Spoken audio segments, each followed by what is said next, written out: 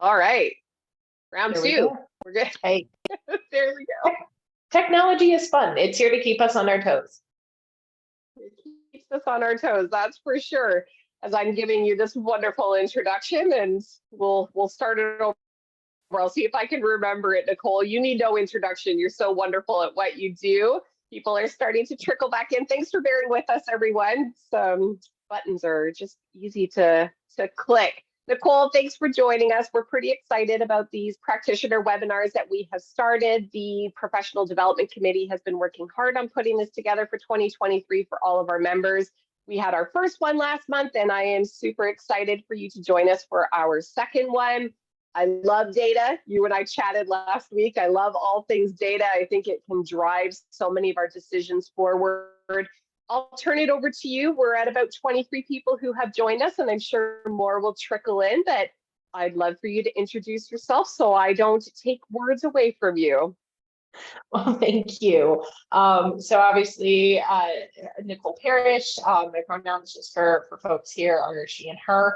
And my background actually is out of recruitment. So I started off in a high street agency in the UK, working as a sourcer, eating my body weight in goldfish. Ended up moving to an in-house recruitment job at GE, which very shortly transitioned into what they called their events in marketing recruiter, which was essentially baby talent brands. And from there, that was, gosh, we're getting into my 8th year since that happened. And I've just moved on from there. And so now I work at Qualtrics, and I am part of our talent brand team here, and I take care of kind of the attraction phases of our candidate experience and focus primarily on content. And the big part behind that is how do we make data-driven decisions in order to select the right content, make the right decisions, and help our partners within the talent acquisition space make the best decisions for themselves and their hiring managers. That's awesome. See, so much better when you do your own intro because you know what you do in and out. And I think this is a really important topic for a lot of us because when we think about talent acquisition and we think about attracting talent, we don't always think about the content that's being put out. And there's some organizations that haven't quite made the push over into creating content with it driving your employer brand. But we know that more and more candidates are doing their background research on us and they want to see if it's a good match. They want to know the culture, the values. They want to know what they're getting into as best as possible. So I fully agree that content is becoming even more important. So I think this is a great topic for us. I'm going to start with an easy one. How do you define an employer brand? Maybe some people don't know what their employer brand is. What's an employer brand and why is it important to those of us in recruitment? Absolutely. So your employer brand is the way that your candidates experience your company brand, your brand from your talent, and your product brand is all in one space. And it is massively influential on their decision making as they go through the research process to determine, hey, is this the company that I want to work for? And so when you're thinking about your talent brand or your employment brand, it is everything from the moment that a candidate begins interacting with you, you know, kind of the pre-first date kind of moments, through to the point that they're an alumni. How does their experience work? What's it feel like? All of those main touch points go into your employment brand. They're influenced by your product and your corporate brands. And they make up the story of what the employment experience is like at your company. Okay. Why is this important for recruiters and not just marketers? Good point. So when you think about the ability to attract talent, not just go out and source talent, but really attract talent in a long tail pipeline sense to best get your team set up for success. You're not always having to be reactive, but you're able to bring the best candidate through the process as many times as possible. Having a really healthy employment brand is really integral to that. You know, if you are setting up your employment brand in a way that it is actively attracting people to the space that you work in, you're going to be able to have really healthy pipelines. But on top of it, for candidates that you have gone and sourced, a bad employment brand is just the same as a bad product review. You could hit up, your favorite online store, see a product that you're like, oh, I'm excited about this. We all scroll to the reviews. All it takes is some of those well-written but negative reviews to make you stop, and suddenly you're researching additional options. And so when you think about it from a talent acquisition standpoint, not only is it helping you get ahead of things, it's helping you maintain the relationships that you've curated already and that you're working hard to find and develop. Absolutely. I think it starts that transparency conversation from the beginning too. And you and I talked a lot about that, with the mismatch between the company's expectations and what the reality is, or the candidate's expectations. What's the problem with that great divide? What can be the ripple effect of there being a mismatch between expectations and reality? Yeah, I mean, those are probably some of the most heartbreaking moments as a recruiter. I mean, I think the moments I look back on with the most sadness through my recruiting career are the calls that I had to make because there was a mismatch between a candidate's expectations of what a role was going to look like and what was, actually being offered with the hiring manager, or, the hiring manager having given us an idea of, hey, this is what I want, but forgetting half of the story. So, a great qualified candidate for the role you're recruiting for isn't their right succession plan for the next role. You go, hey, I didn't know about the next role. Why didn't you tell me? And what it does is it creates really poor candidate experiences, which we know has a really big knock-on effect. People look to peers as their first layer of research and trust. And so if you've got candidates working in the same space and you mismanage somebody's candidate experience, or their candidate experience is mismanaged in some way, either through poor expectations through your employment brand or through the interview process, that spreads really quickly and can make it harder and harder to recruit. On top of it, if you mismanage those, not you, if the expectations are mismanaged, yeah, the bigger, wider you. Yes. If those expectations are mismanaged, what we also know is that it has a big knock-on effect on employee engagement. And so now you've brought in somebody who's a retention risk, because their engagement's not going to be where it should be, because maybe they got so far into the funnel, they're like, I can't back out now. I'm really disengaged with my current job, but gosh, this wasn't what I wanted. And so then those things turn around, they feed back into your employment brand, and they might turn a single poor situation into an external facing brand crisis. And so it's just really important that those expectations are managed and thought about beforehand, so you can really be in control of that versus having to react to it. Mm-hmm. I think it's going to become even more important that we're focusing on that candidate experience and how it affects retention. And that's something I'm very big on. And I love doing proactive recruitment strategies and being a consultant for the hiring managers I work with, because you're right. If you bring a candidate into an experience, into a job, and it's not what you sold them on the idea, it damages the reputation of that recruiter. It damages the reputation of the company. So there's a lot of disconnect that happens in there. It's definitely really important. It's something very near and dear to my heart as well. I'd love for you to share with people. You told me some, and I think your journey is so fantastic, but what made you push from being a recruiter to shifting into this realm? Yeah, absolutely. I got to a point where I knew that the calls to somebody who didn't get a job, where they were put to the post, where there'd been mismatched expectations, things along those lines, wasn't something I was going to be able to do long term. It was recruiting field engineers for GE in the UK, and I adore my field engineers. Like, they are just incredible human beings. And we had this individual who was going through the interview process. Managers like, great, solid person. This is a mismatch. We're like, what do you mean? And as we unpacked all of the things that the manager wanted, it created this situation where I had to go back to somebody who is a super great candidate, but wasn't going to be the right fit for that role. And I had to break that down as much as a recruiter can. And he was invested, you know, his heart was in it, family was excited about it. And to me, it was this heartbreaking moment of I feel very responsible for interrupting somebody's life and going, hey, are you a little bit unhappy with your job? I'd like you to be unhappy enough to want the job that I have instead. I've caused this. And now I have to tell you that because of all of these different things, it's not going to be a go. And I realized that if I did my job right earlier in the funnel, he could have opted out sooner. My manager could have been clear about what they were looking to recruit at that moment, and we would have missed that sort of heartbreak entirely with that particular individual.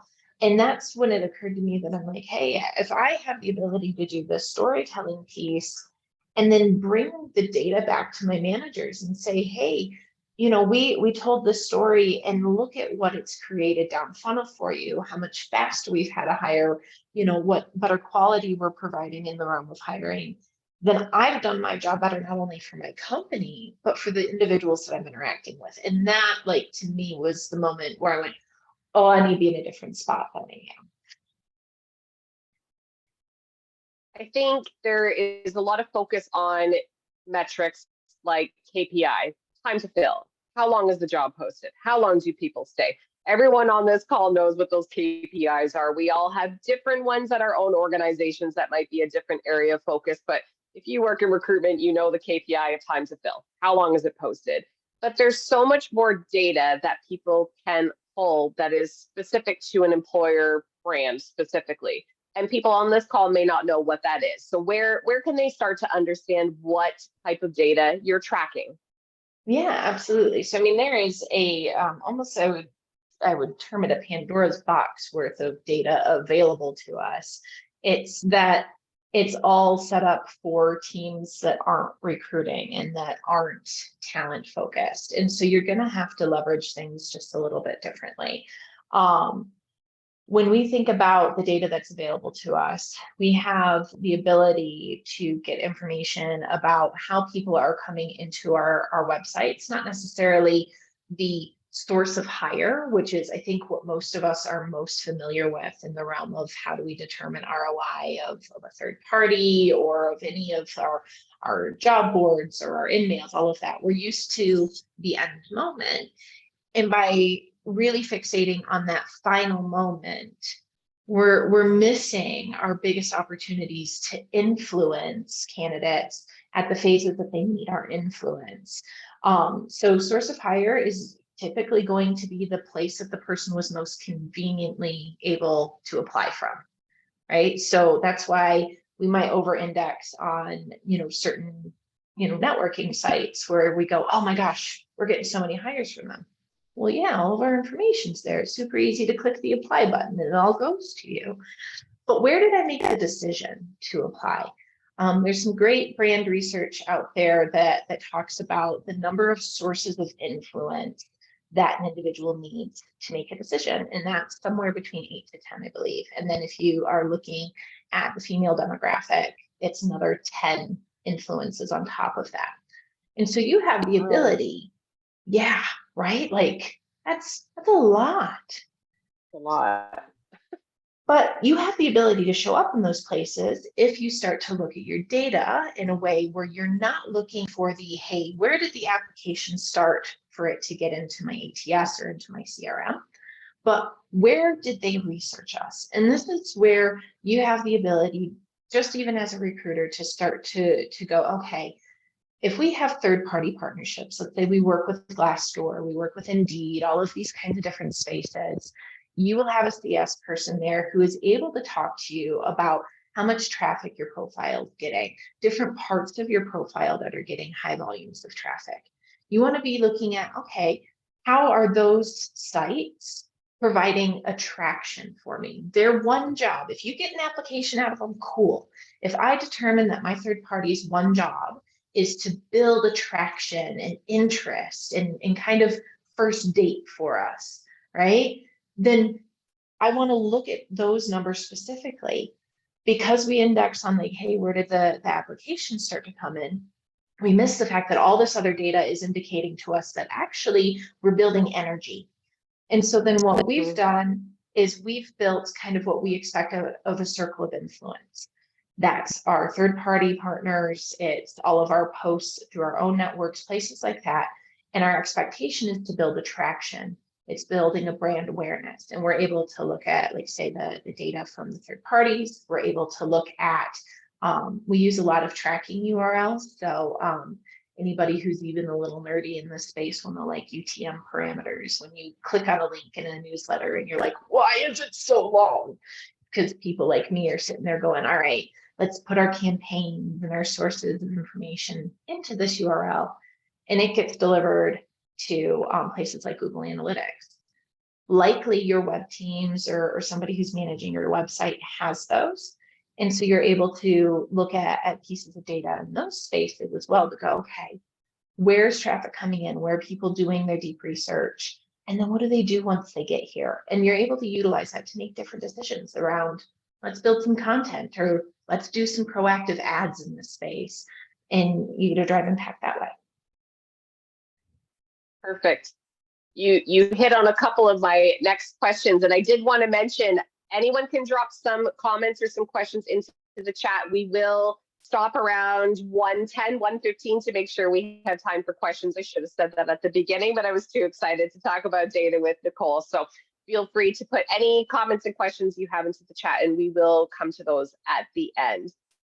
Nicole, when we talked last week, we were both sort of having a mom moment. The dogs were barking, and it was just a day. And it's not just me and you. Recruiters are tired. We are tired. A lot of us are overworked. The jobs never stop. You fill 3, you put another 3 up, right? Yeah. Why is data important to us? Because a lot of us are not involved in the decision making for marketing or what job boards we invest in. Why is it important to us as recruiters to be invested in this and to try and start learning about it? Well, at the end of the day, first off, TA is the one who gets kicked first and has the hardest load to bear. Without us, quite frankly, companies don't tick. I know the hiring managers have different opinions on it, but you know what? We know it's us, okay? And so when we think about all of the things that we're being asked to do, we're constantly being asked to prioritize. A lot of the things that you can do with data allow you to prioritize for what you know about your managers, your teams, and the types of roles that you fill. So with, let's say you have a talent brand team or you have a recruitment marketer on your team in some way or another, you've got marketing leaning in and all of that, and they're asking you to take on a particular activity around posting on your LinkedIn network. With data around how that is driving attraction and engagement for your candidates. Don't worry about the rest of them for a minute, but just your candidates. How heavily do I lean into this?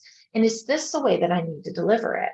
So when I think about my field engineers, I was able to get data around the fact that, quite frankly, they weren't reading my LinkedIn posts, but doing a video with the hiring manager, not a video job description, but a video, hi, I'm John. This is what my team's like. This is how I manage people, really interested in getting to meet you. That was the engagement moment. And so I was able to use that data to say, hey, I love these other posts. They build my brand as a recruiter, which is really important in the realm of getting, that authentic buy-in with your candidates. But what I need to build engagement, so I've ramped up attraction to a point where somebody is engaging, is this kind of content. And I was able to take that to my hiring managers, and we were able to leverage that to drive impact. And so when we are being tasked with everything and everything's on fire at once, being able to utilize data and talk to your managers in that same sort of, business ease that they do, amongst each other, and say, look, this data shows that the last time we filled a role like this, we used this kind of attraction method. Time to hire was this. Quality of applications was this. you're able to provide that data really high level, and you're able then to drive that partnership versus somebody kind of going, oh, well, I don't want to do that. I don't have time for it. None of us have time, but we make time for the things that work for us. So that data is really important for you to make decisions, but also to get things done. Right. And the reality is a lot of these things are very expensive, right? So if we are going to our company and saying, hi, I have an idea, I'd like to post here, but it's going to cost $15,000.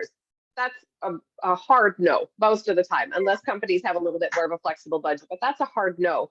So being able to come back with data to say it's going to be exposed to this many people, people have seen this success rate, right? If we're open and transparent with each other on how well we do in these different avenues, it can help drive those decisions forward as well. Data definitely drives decisions. And we know it's a theme that's been coming up often for me that recruiters are often seen as the order taker. And we talked about this a lot in the roundtable that we had after John's session. And we'll have another roundtable this month as well to come back and all share our insights on this as well. But the order taker mentality that recruiters are like a server in a restaurant where we just jot down their order and we go to the kitchen, we prepare it and we bring it back, right? Using data for things exactly like this is so valuable to us because we need that little oomph to give us some credibility. I wrote something down and you will probably remember it off the top of your head, but you said our competency is constantly questioned and only our performance backs it up. And I loved that you said that because we are so judged and ranked and reviewed on our performance with candidates to fill. Talk to everyone about that, about what that means with our competence and how data can help supplement that. Absolutely. I mean, I think, so much of the data that we focus on is around performance versus, were we driving the right activities?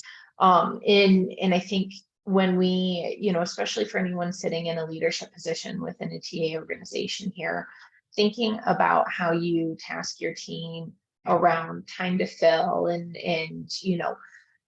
how long the interview process goes on.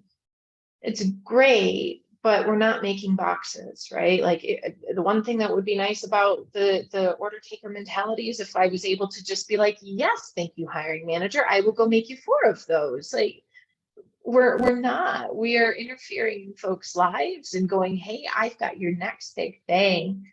And so when you are going in, you're going into a situation where it's super emotional, high stakes for both sides, and all you're being measured on is how quickly you did that.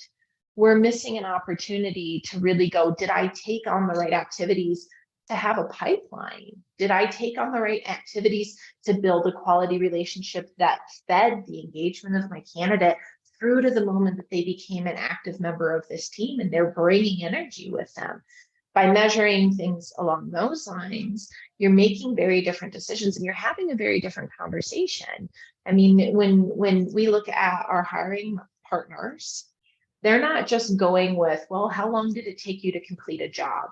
They're going in with data around how did you get there? How did this process unfold? It's not just the what you achieved, it's the how you achieved it that they're getting to talk about. And so when we talk about competencies and people kind of pushing on that, I love to tease that if there was, a bachelor's in recruiting, we'd get far less people interrupting us about things. That you'd be like, excuse me, but I studied this, right? Like, we don't need that. In the Yes, exactly. I have a master's in recruiting. Thank you very much. Right. Like if it was like that, we'd have far fewer conversations with people trying to kind of be like, oh, but I know how to recruit. Well, you posted, a thing in a newspaper and that might work for some folks. It's not working for all things. And so if we are then using data to back this up and we're having a very different conversation, think about how your conversation with your hiring manager goes differently. You're going to your job launch and they're like, I need this person yesterday. And you're like, that's cool. You should have posted this yesterday. Then we could be working on it. And you're coming back instead of just going, well, from a demographic side, this is what's available in the market, blah, blah, blah. You can come back and say, all right, cool. You really want a fast hire. Our data shows us that if we lead with video advertisements and video being shared out to high potential candidates in all of our direct outreach, that we have a time to fill that is roughly about a week less than if you don't engage in that, or it's 2 weeks or whatever, or you're going to have, 4 times the volume of candidates to work with in your initial application phase. Whatever that data actually reflects, you're having a very different conversation, and suddenly you're holding the leverage versus just having to take on what the individual says to get the fire put out. Mm-hmm. Absolutely. Okay. I have 2 more questions that we'll dive into, and then I think that will get us close to the mark for people to start asking their questions. I'm sure something that is big on people's minds is maybe data what? Analytics where? Right? Not everyone is a data expert. They don't know how to pull it. It may seem so daunting and overwhelming. And what on earth is a UTM, Nicole? But it doesn't need to be that complicated, does it? I told you when we talked last week, I track all my own things manually until someone says, oh, dear goodness, Krista, just do it this way. There's computers to do that for you. But where can people start so it can be more basic and attainable and not feel like you need a computer science degree to do this? For sure. So, I mean, there are so many different tools out there. I know that Rally Recruitment Marketing has a good tool if you wanted to track links there. But I mean, Bitly, right? Like, start with the simple things. You can go into Bitly, you can get yourself a free account, and anytime you go to send a link, you put it through Bitly, and you use that same short link to be able to track how many people are clicking on this. That is a simple way to start. If you have a web team, let's say you have your data nerds like me sitting somewhere in your company, they are going to be willing to help you if you set things up correctly. So I would take about 10 minutes to Google UTMs on Google, or you Google it on Google. Anyways, you Google wherever you want to. Look up what UTM parameters are. You are looking for campaigns, source, and medium. Those are the 3 sweet spots that you need to worry about. You pick a campaign name that you're going to use for certain things. So let's say you are trying to hire field engineers in London, because that's where we are.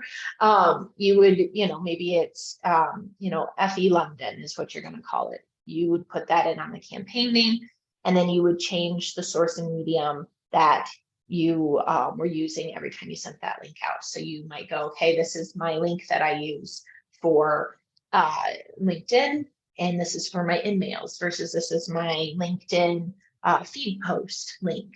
And like I say, if you take a couple minutes, just look up UTM parameters. There's a couple of free tools to help you build it that Google's provided. But if you do that, so you start tracking those links, even if you can't get to them right now. If you've got somebody who can, all you have to do is reach out and say, look, I'm doing some UTM campaigns and some tracking. This is a campaign that I'd love to have a report on. They'll be able to go into their Google Analytics or whatever they're using to do website analytics, and they'll be able to pull you a report on your particular campaigns. They'll even be able to build audiences around, like, okay, who has been on our website, who's also visited the careers URL on our website. They can build that up, and they can tell you, okay, hey, your campaign has brought this many people to the careers website. Cool. They can do that with your application complete page. If you've got those folks in your company, they're going to be able to run it for you. If you don't, and your company doesn't have any sort of web tracking right now or anything like that, you can work with somebody in the team that is also interested in it. Normally marketing is pretty on par for it, and see what about starting it up. If you start tracking beforehand, the data will be there when the platform opens up. So it's definitely worth starting to track. But if you're like, hey, there's no one web team, I am marketing, I am recruiting, I am the do-it-all, just use Bitly. And you can start to see, okay, how are people engaging with what I'm sending? And then you get to start to kind of piece some of those pieces together, and you can start to figure out what your data storage really is. I think that's a really good point for people to focus on is when they're going to this page, are they clicking through to this page?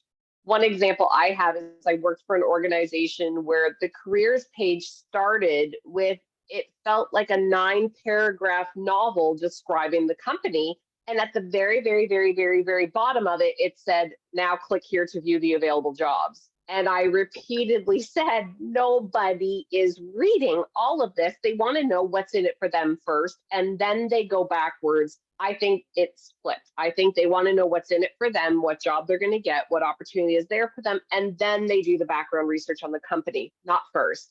But the only way I could get buy-in from leadership, which is going to lead to my final question for you, the only way I could get buy-in from leadership was when I had the web team say, how many people are clicking to this page, reading the 9-paragraph thing, and then clicking through to this page, because this is where I need them. Once I had that data, I had immediate buy-in, right? I went from a girl who was just complaining about a long paragraph describing the 1906 build of a hospital. They thought I was just complaining about it, to, oh my goodness, legitimately, no one is taking the time to read all of this. If we think about the data that says most job seekers are on their devices, do you know how long a 9-paragraph website is on a cell phone? That's so much scrolling. So I took the time to take screenshots of it to say, look how many screens they have to go through. And then we're still not getting people pulled to the careers page. It really, data has the power to drive decisions when you don't have the leadership buy-in. So that's my final question for you. We've all worked in places where the recruiter doesn't have the strong voice, where maybe our ideas are not heard as much. Maybe it's hard to get leadership buy-in. Maybe we work in archaic organizations where they don't like change. It works. You put a job posting up and the people will come, right? That age-old saying, you build it and they will come. It doesn't, it's not working for a lot of places anymore. For some, you're lucky. You're very lucky if you build it and they come immediately and they're all qualified, but that's not always reality.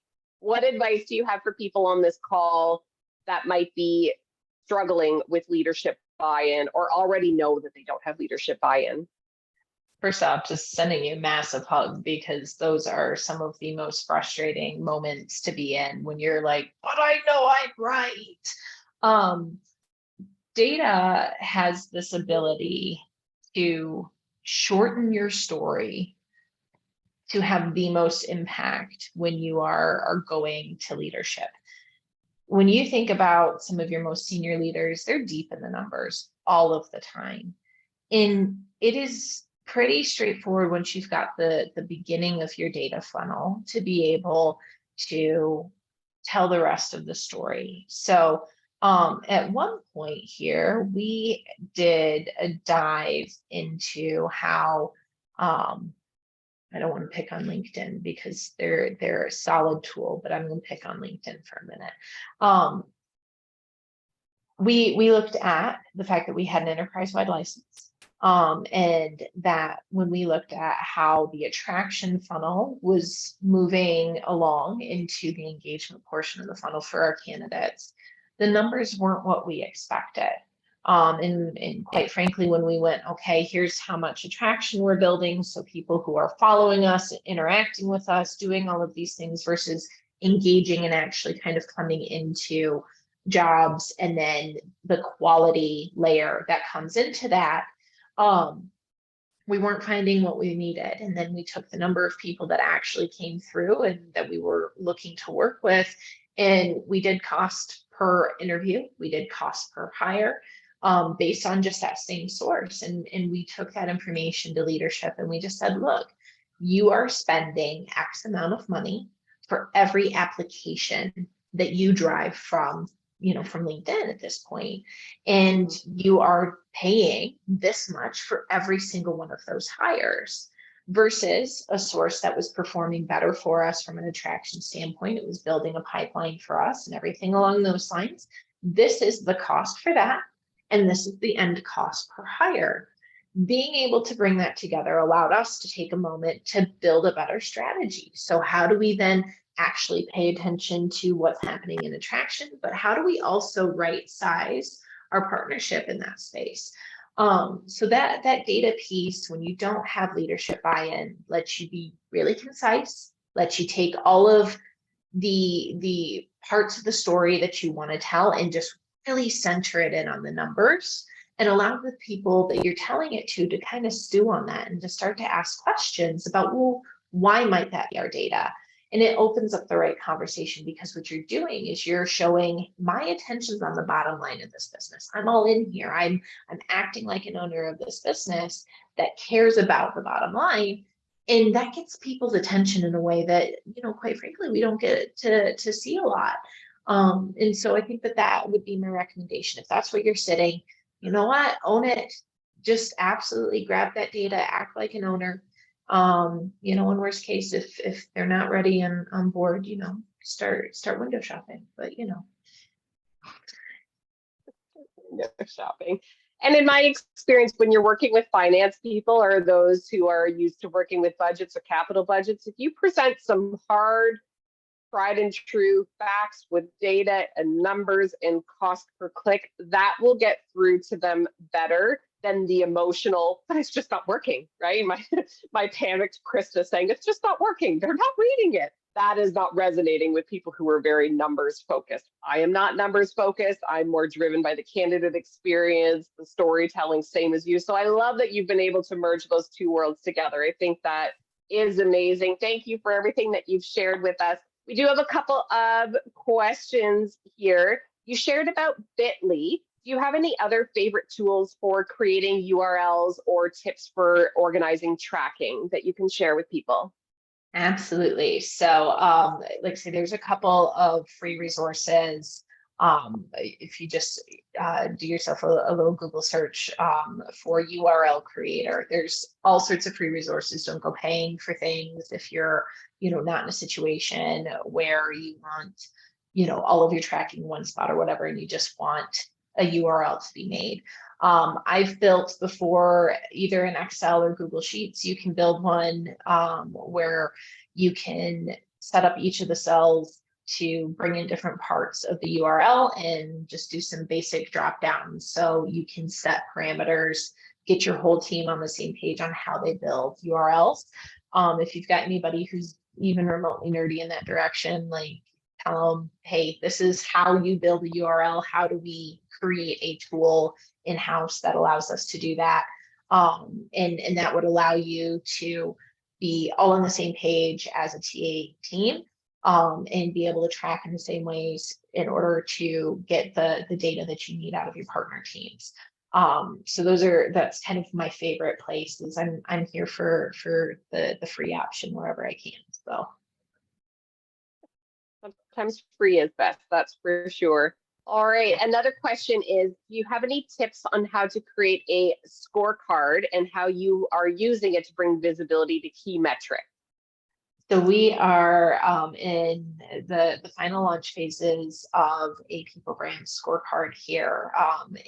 And basically what we've done is we have defined 4 categories that we expect our work to influence. It's attraction, engagement, quality, and then DEI. And what we did is we went to each of the sources, programs, pieces of content, all of the activities that we have a hand in. And we aligned the key metrics that we can get from each of those spaces.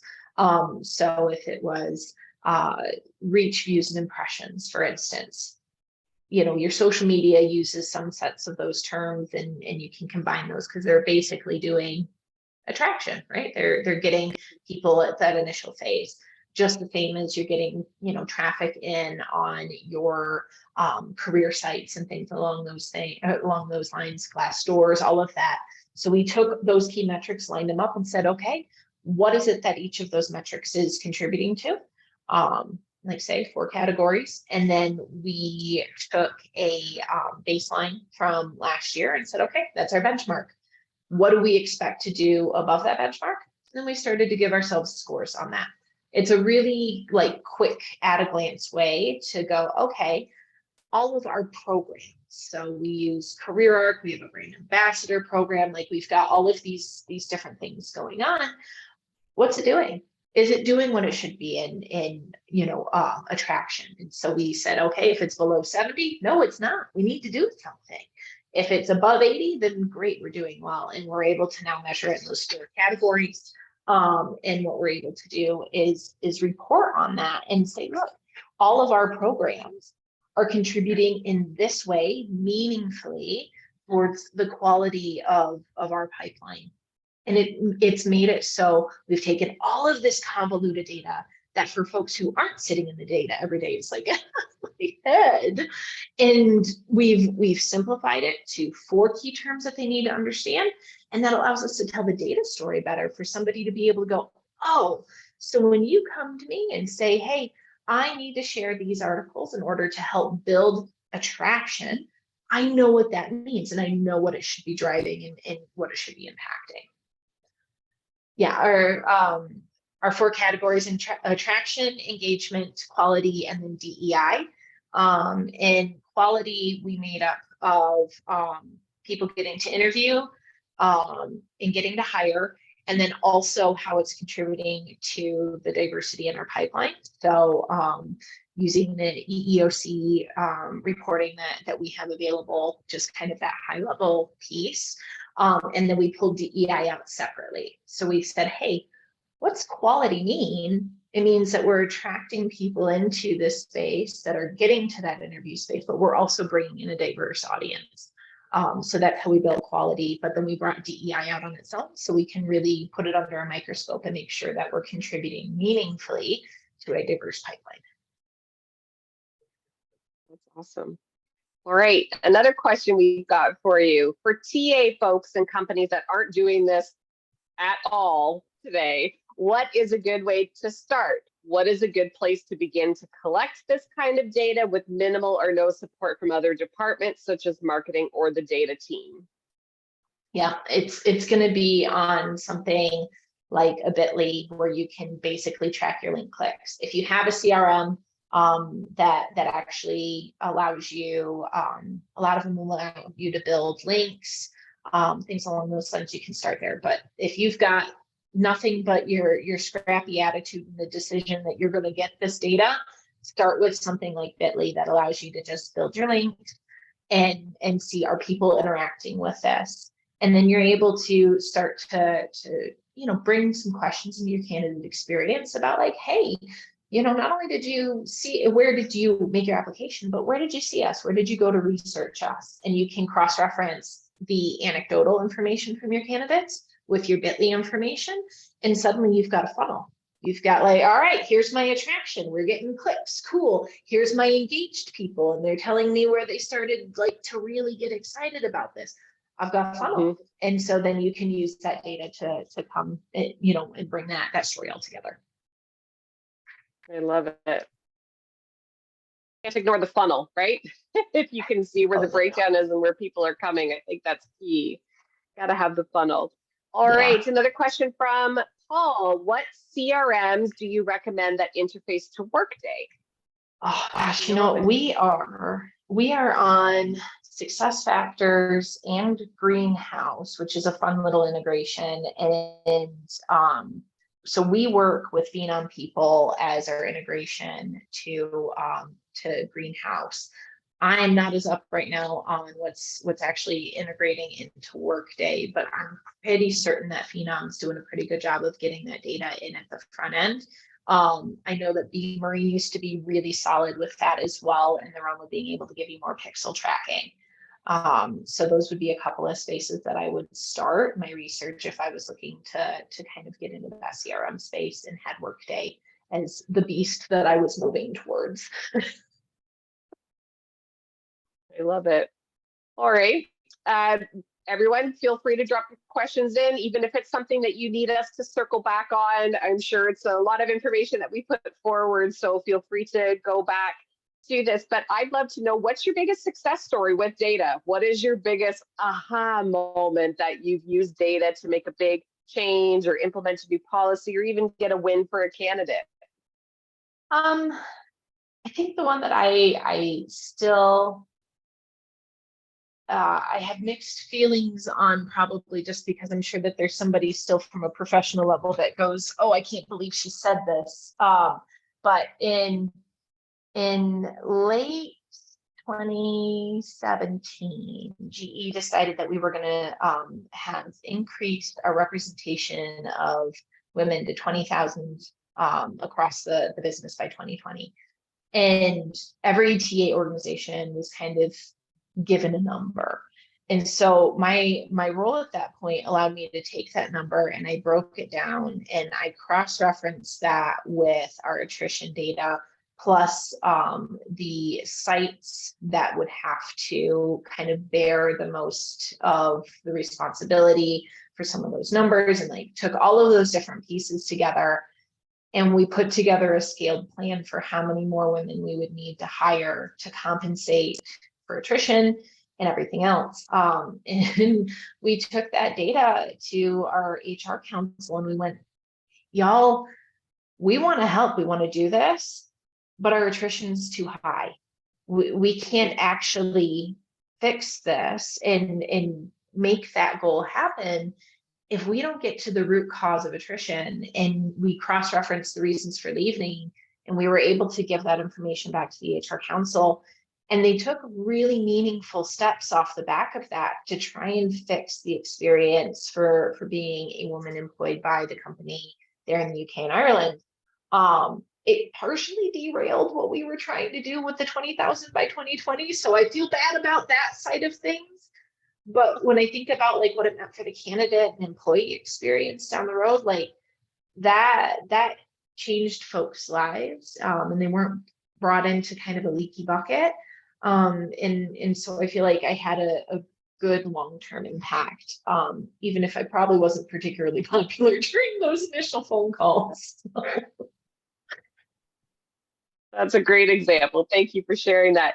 Christy has put a comment in that you have previously contributed to an ATAP white paper that is available. Do you want to give your 30-second synopsis of that white paper to make sure that people go and check that out? Because I know I will be later today.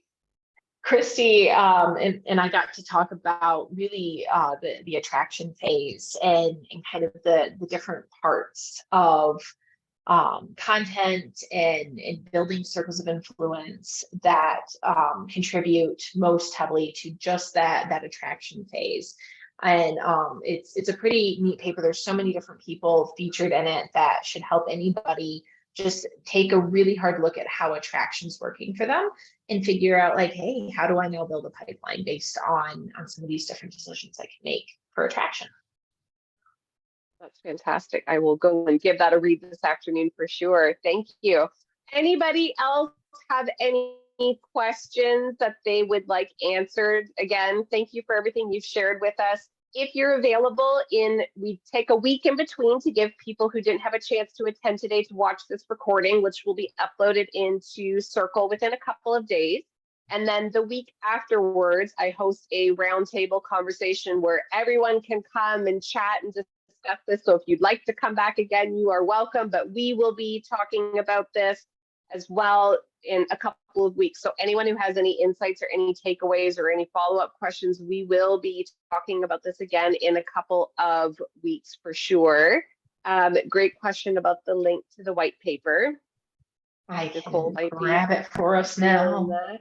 I have it saved on my profile on LinkedIn now because I'm such a nerd. I'm just like, gotta keep it here. Gotta keep it here. Well, it sounds like a good one to reference often. Savannah, while you're doing that, Savannah says, this has been really enlightening. Not only does it help me gain perspective about company branding, but I gain perspective about my own personal brand. So I think that's something really important for us too, right? Is that a lot of recruiters who are using LinkedIn to create content and we're the face of the company or even just the face of recruitment in general, we don't think about this tracking and gathering that data as well. So that's a great point, Savannah. Paul has asked, what are some of the best books or who are the TA leaders that you follow to learn about innovating your own TA strategy? Really my network's settled in on a lot of those talent brand and employment brand folks. And so I would encourage you, if you're thinking about innovating your TA strategy, to branch into that space, because you're going to get some really good introductions into, thinking about content, thinking about, how small changes in managing your employment brand have really big knock-on effects for your TA strategy. So I would definitely recommend looking into folks that are running some of your bigger employment brands, looking at places like HubSpot, looking at, I really love the Disney team. They're pretty fun. And then there's also, oh gosh, I'm going to blank on his name now. There's a couple of folks, and if anyone wants to DM me on LinkedIn, I can drop you the link to some of their profiles, actually. But there's a couple of really good thought leaders in the realm of recruitment marketing and employment brand that I can definitely recommend, who are just kind of pushing on the status quo, and I think helping leaders who are interested in prioritizing healthy pipelines to reduce burnout on their TA teams, that I would recommend looking into.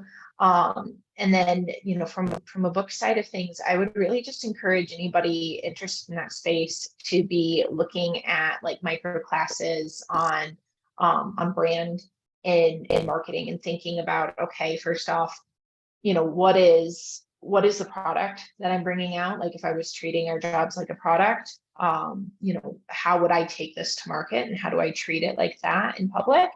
The other side, my background is not only in English literature and language for my major, but my minor is in sociocultural anthropology, which is super nerdy. But I would say that anything that kind of, I wonder we get along so well. We have the same background. There we go.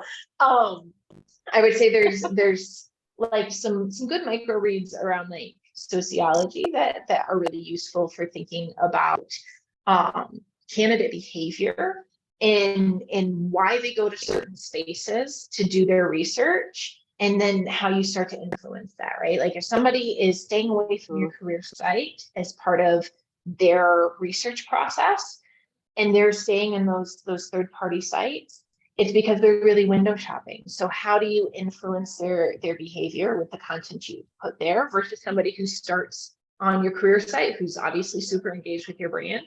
What do you build your career site around? Because you're at that point, you're partway through your relationship already. So, I would say kind of looking into some of those things would be what I would more recommend. Okay.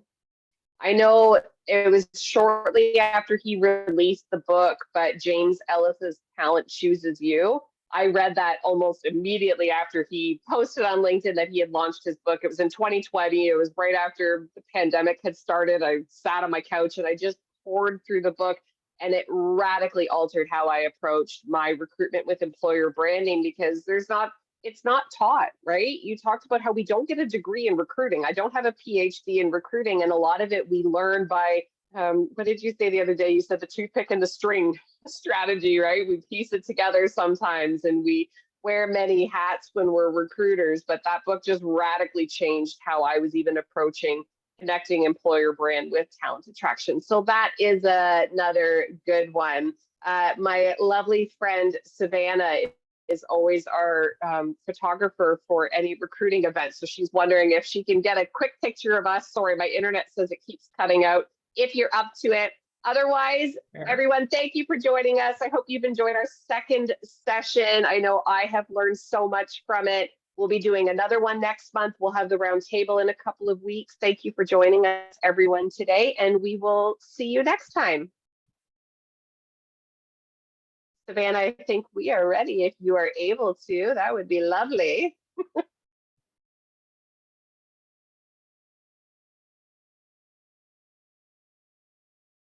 Everyone, you're very welcome. Thank you for coming. Thanks for having me. Yeah. All right, I'll let you get back to your day. Thank you so much. I'm going to read that white paper tonight, and I will send you all my thoughts on it. Absolutely. I'm excited to read it.